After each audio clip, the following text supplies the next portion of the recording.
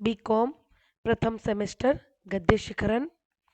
चौथा अध्याय राष्ट्रपिता महात्मा गांधी, जो एक संस्मरण है, जिसके लेखक है गजानन माधव मुक्तिबोध। इनका जीवन परिचय आपको डिस्क्रिप्शन बॉक्स में दिया हुआ है, वहाँ से आप उसकी सहायता ले सकते हैं। इस संस्मरण का सारांश कुछ इस प्रकार है। राष्ट्रपिता महात्मा गांधी संस्मरण में लेखक ने महात्मा गांधी को एक ऐसे व्यक्ति के रूप में अंकित किया है जिनसे जनता के साथ स्वयं को एकीकार कर लिया। जनता का उत्थान करना ही उनका प्रथम लक्ष्य हो गया था। कहा गया है कि हजारों वर्षों में एक आध बार नजर आते हैं ऐसे व्यक्ति जिनमें महात्मा गांधी का नाम भी आता है। उनके प्रमुख दो सिद्धांत हैं या थे उनके प्रमुख दो सिद्धांत थे, अहिंसा और सत्याग्रह। मतलब वे किसी पर हिंसा नहीं करते थे और सत्य के मार्ग पर चलते थे। ये इनके प्रमुख दो सिद्धांत थे। इनके प्रयोग से ही इन्होंने स्वाधीनता स्थापित की, अर्थात हमारे देश को आज़ादी दिलाई थी। महात्मा गांधी के अहिंसा और सत्याग्रह के सिद्धांत इतने सफल क्यों हुए? इसका आंसर है, ये दोनों सिद्धांत सफल इसलिए हुए क्योंकि महात्मा गांधी न केवल अपने नैतिक सिद्धांतों में विश्वास करते थे, उनको मालूम था कि जनता त्याग और बलिदान के उच्च आदर्शों का निर्वाह करते हुए एक न एक दिन भारत को आजाद कराएगी ही। वे एक दरिद्र नारायण की तरह झोपड़ियों में रहते थे, नंगे पैर चलते थे, एक धोती भर पहनते थे और उसी प्रकार उन्होंने अपने आप को ढाल लिया था। इनके पिता मोहनदास करमचंद गांधी, जो कि राजकोट रियासत के दीवान थे, उनके यहाँ सब कुछ था, धन दौलत पैसा इज्जत और ताकत, लेकिन उन्होंने सबको ठुकरा दिया, अपनी आदतों को सुधारा, अपने आप को काबू किया तथा वे अपने हृदय की शुद्धि के लिए अनशन करते थे, अर्थात अन्न का त्याग करते थे और उपवास करते थे।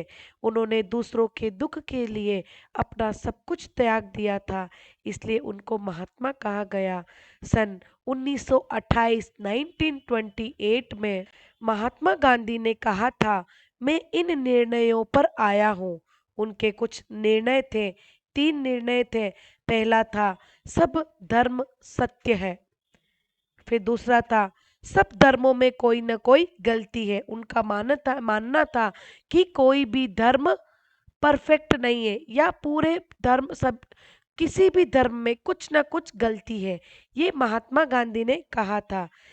तीसरा था, जैसा मेरा मुझे हिंदू धर्म प्यारा है वैसे ही मुझे सब धर्म प्यारे हैं।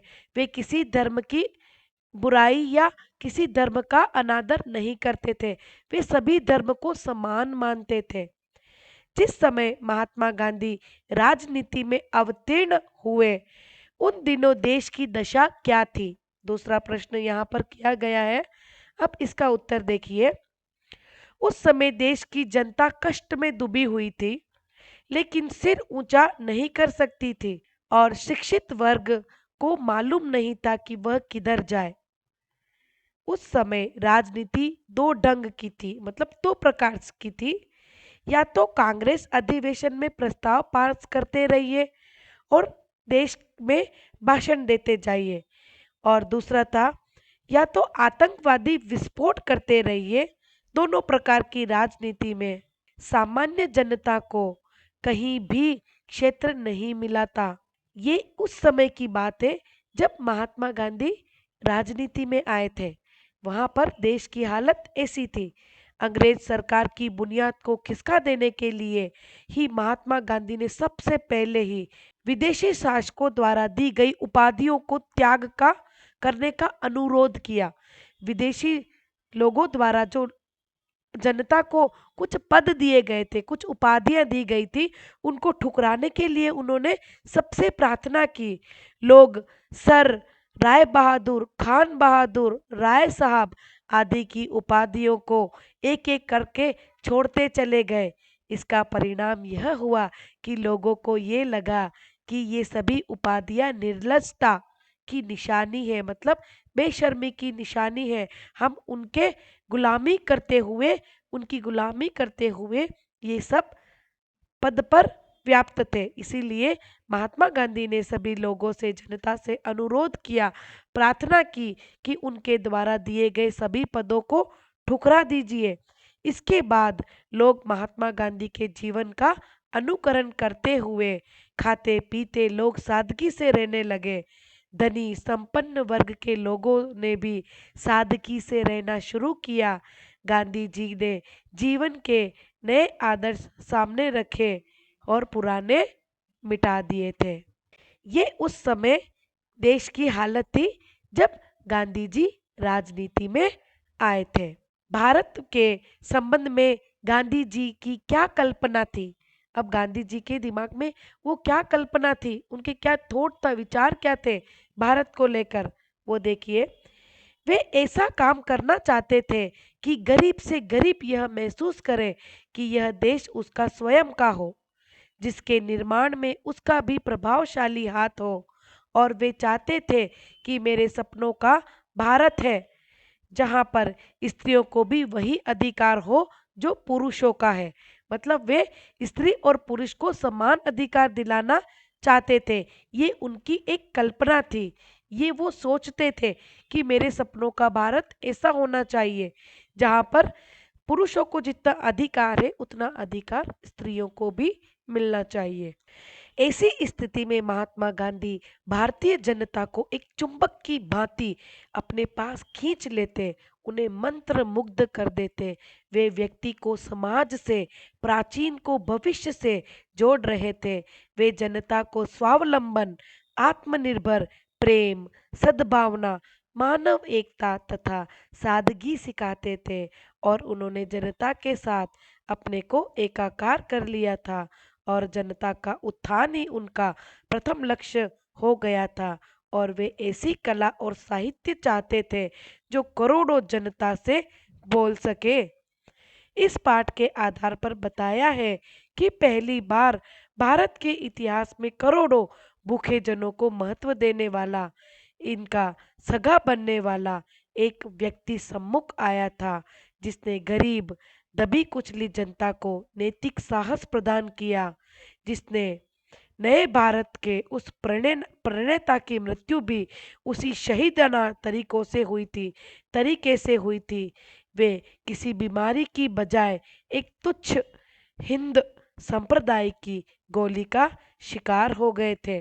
30 जनवरी 1948, 30 जनवरी 1948 को महात्मा गांधी इस देश को अंधेरे में छोड़कर चले गए थे, अर्थात उनका देहांत हो गया था। इस पाठ की कुछ विशेषताएं हैं संस्मरण की।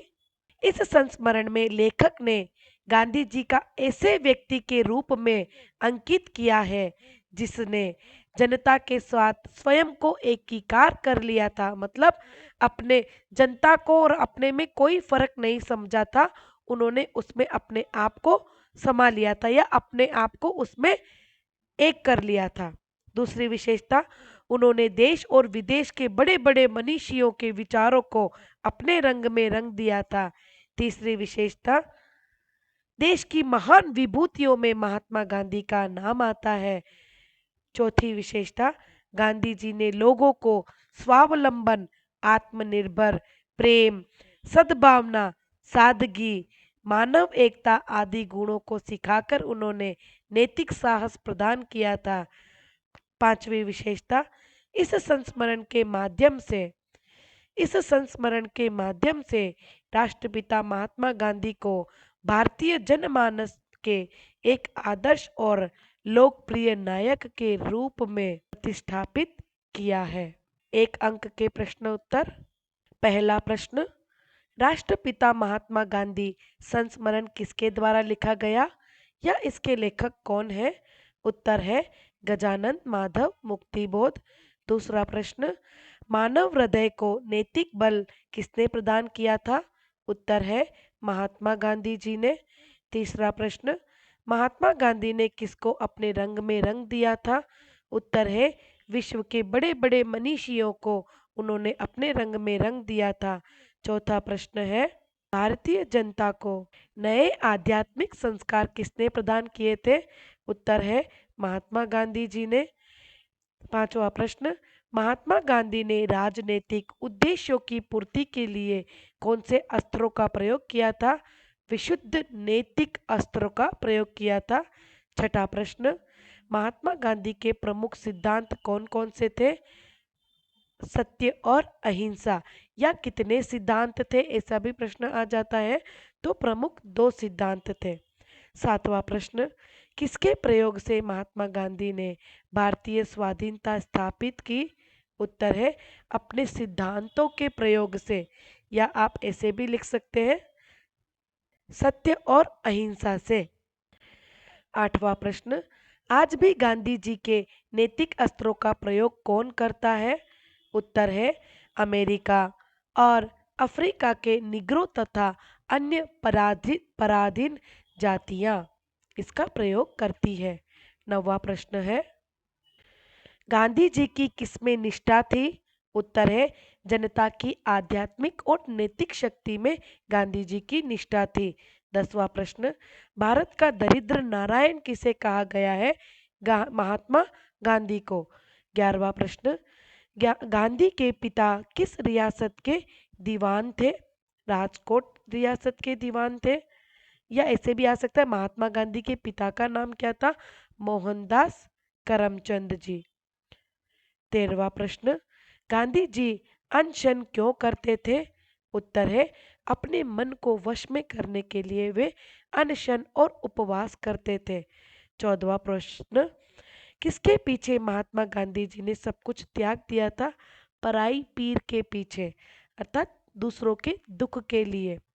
16वां प्रश्न 15वां प्रश्न जिस समय महात्मा गांधी राजनीति में अवतीर्ण हुए उन दिनों देश की दशा क्या थी?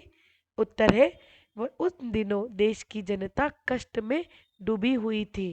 16वां प्रश्न किसकी संस्था जनतंत्रात्मक थी? कांग्रेस की। 17वां प्रश्न सामान्य जनता में किसकी धाक थी? उत्तर है अंग्रेजों की। 18वां प्रश्न अंग्रेज सरकार की बुनियाद को खिसका देने के लिए गांधी जी ने क्या किया था? उत्तर है उनके द्वारा दी गई उपाधियों को ठुकरा दिया था। 19वां प्रश्न नैतिक अधपतन की मानसिक दासता की सूचक क्या थी? अंग्रेजों द्वारा दी गई उपाधियां। 20वां प्रश्न भद्देपन और निर्लज्जता की निशानी किसे कहा गया है? वो भी यही है उत्तर इसका अंग्रेजों द्वारा दी गई उपाधियां। 21वां प्रश्न भारत के संबंध में गांधी जी की क्या कल्पना थी? उत्तर है वे वे चाहते थे कि मैं ऐसे भारत का निर्माण करूंगा जिसमें गरीब से गरीब व्यक्ति यह महसूस करेगा कि यह देश उसका है और जिसके निर्माण में उसका प्रभावशाली हाथ है। 22वां प्रश्न गांधी जी किसको किससे जोड़ रहे थे? गांधी जी उत्तर है गांधी जी व्यक्ति को समाज से, प्राचीन को भविष्य से जोड़ रहे थे।